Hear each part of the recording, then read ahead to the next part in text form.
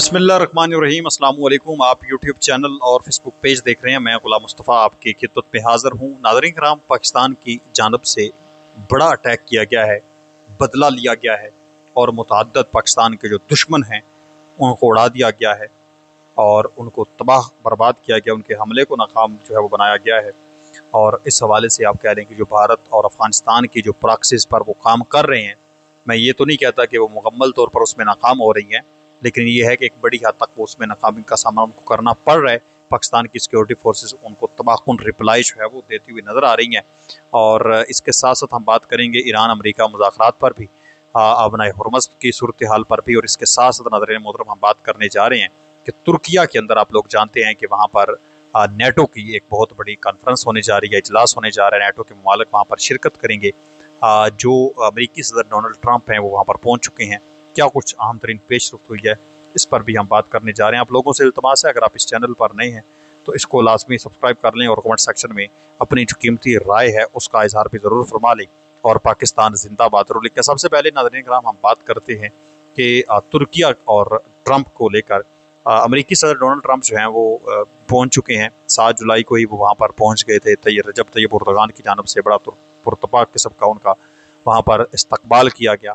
और इस्तकबाल के बाद एक मुश्तरका प्रेस कॉन्फ्रेंस जो है वो भी रजब तैयब एर्दोगान और इसके साथ साथ जो सदर डोनाल्ड ट्रंप हैं उनकी जानब से की गई।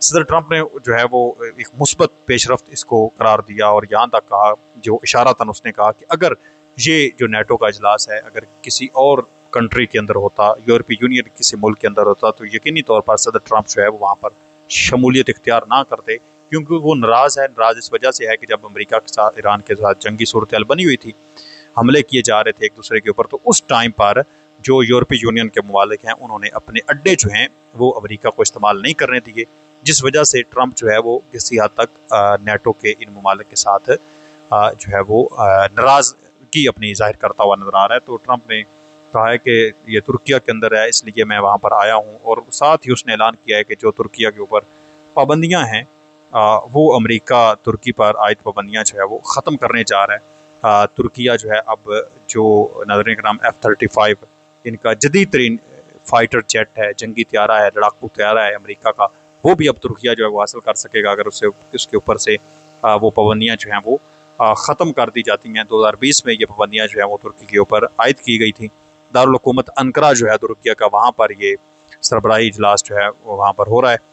और इसमें नाज़रीन मोहतरम जो रजब तैयब एर्दोगान है उन्होंने भी कहा है कि उन्हें उम्मीद है कि अंकरा में होने वाले नेटो सरबराही इजलास से F-35 जंगी त्यारों के मामले पर मुस्बत फैसला सामने आएगा। एर्दोगान ने कहा कि अंकरा में सदर ट्रंप से मुलाकात ने हमें मुस्बत ताकत दी है और उन्होंने इस दौरे को अहमियत पर जोर दिया है।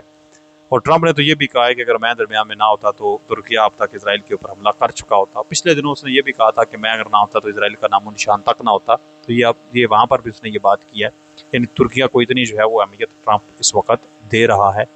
और बुनियादी असल में चीज़ ये है ना कि ये इस जंग के दौरान ट्रंप की वो वाली वैल्यू नहीं रही जो इससे पहले थी, क्योंकि इस जंग में उसको बहुत ज़्यादा नुकसान हुआ है। अपने मुल्क के अंदर भी उसकी जो फ़ैन फॉलोइंग है उसका ग्राफ नीचे आया है।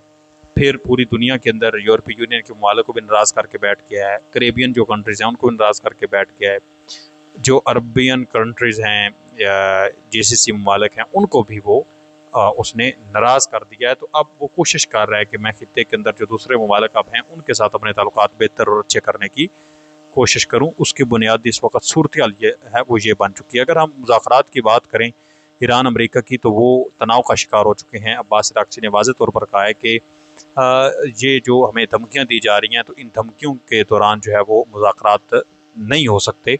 पहले आपको रवैया अपना बेहतर करना होगा। अपने जो मुआहदे पहले हो चुके हैं, एक सीज़ फायर आर्जी हुआ है, उसके ऊपर मुकम्मल अमल दरामद करना होगा, फिर किसी मुआहदे की तरफ हम जा सकते हैं, किसी मुज़ाकरात की तरफ हम जा सकते हैं। अदरवाइज़ कोई चांस वो कहता है नज़र नहीं आ रहा। और गुज़श्ता 24 घंटे के अंदर अंदर 3 जो बहरी जहाज़ हैं या ऑयल टैंकर हैं आबनाए हुर्मुज़ के अंदर, उनको निशाना बनाया जा चुका है। तो ये सूरत हाल इस तरह की जो है, मिसाइल हमले होना, ड्रोन अटैक होना, ये मज़ीद तनाव जो है वो बढ़ता हुआ खित्ते के अंदर हमें नज़र आ रहा है। तनाव कम होता हुआ नज़र नहीं आ रहा। अब ये तो है सूरत हाल इंटरनेशनल लेवल पर। जो मैंने आप लोगों के साथ शेयर किया। और एक चीज़ आप याद रखें कि इटली की जो वज़ीर-ए-आज़म हैं जॉर्जिया मेलोनी, जब वो वहाँ पर पहुँचेंगी तुर्की के अंदर, अगर वो जाएंगी इस इजलास में शिरकत करने के लिए, तो वो थोड़ा दिलचस्प सूरत-ए-हाल हो सकती है और सुर्खियों में ये चीज़ आ सकती है, क्योंकि ट्रंप की और जॉर्जिया मेलोनी की आपस में आप कह लें कि कई मरतबा तकरार हो चुका है, कई मरतबा एक दूसरे के ऊपर इल्ज़ाम तराशी और लफ्ज़ी गोलाबारी जो है वो हो चुकी है। तो देखते हैं पर माहौल जो है वहाँ पर क्या बनता है, क्या वो अपने किसी वज़ीर को भेजते हैं या ख़ुद वहाँ पर शिरकत करती हैं। ये तो अब वो जाएंगे तब ही हमें पता चलेगा। इसके साथ साथ नाज़रीन किराम, अगर मैं बात करूँ आप लोगों के साथ पाकिस्तान को लेकर, तो पाकिस्तान के अंदर सूरत-ए-हाल इंतहाई तशवीशनाक नज़र आ रही है। कल सुबह टाइम जो है वो 7 जुलाई को हमने देखा कि एक जो पुलिस के स्टेशन है उसके ऊपर उसको निशाना बनाया गया, पुलिस के ऊपर हमला किया गया, जिसके नतीजे में नाज़रीन मोहतरम पुलिस पोस्ट के ऊपर जब हमला हुआ तो 9 पुलिस एहलकार जो है वो शहीद हो गए और मुतअद्दिद ज़ख्मी भी हुए। लेकिन तबाहकुन किस्म का इनको जो है वो रिप्लाई दिया गया और 15 जो दहशतगर्द हैं उनको भड़काया गया, अल्हम्दुलिल्लाह उनको मार दिया गया। क्योंकि उनका ख्याल तो ये था कि हम जब हमला करेंगे, और इस तरह से हमला उन्होंने किया एक मनसूबा बंद करके कि पुलिस को समझ नहीं आने दी, और इतनी तादाद में पुलिस वाले शहीद कर दिए। फिर भी वो फौरी तौर पर जो उन्होंने रिप्लाई आगे से दिया तो 15 दहशतगर्द उन्होंने वहाँ पर भड़का दिए। वो तो बुनियादी तौर पर कब्जा करना चाहते थे, लेकिन उनका वो सारे का सारा प्लान जो है वो ख़त्म कर दिया गया। लेकिन इसके साथ अफसोसनाक सूरत ये कि एक तरफ तो ये हमला हुआ, इसके साथ ही हम देखते हैं कि एक मदरसे के ऊपर बाद में जो है वो रात को हमला हो जाता है। क्वेटा के अंदर जो नाज़रीन के नाम सरियाब मिल एरिया है, वहाँ पर दहशतगर्दों ने एक मदरसे पर दस्ती बम हमला किया, जिसके नतीजे में 2 बच्चे शहीद हुए हैं। पुलिस के मुताबिक क्वेटा के सरियाब मिल एरिया में अमदादिया मदरसे पर दहशतगर्दों ने दस्ती बम से जो है वो हमला किया। इब्तदाई इत्तलात के मुताबिक धमाके के नतीजे में 2 बच्चे जो हैं वो शहीद हुए, जबकि 5 दीगर ज़ख्मी हो गए, जिनमें से 2 की हालत इंतहाई तशवीशनाक बताई जा रही है। तो ये जो सूरत-ए-हाल है ये दिल दहला देती है। जब भी इस तरह की खबरें सामने आती हैं तो ये नाज़रीन कराम यकीन जाने बड़ा उदास करती हैं, बड़ा परेशान करती हैं।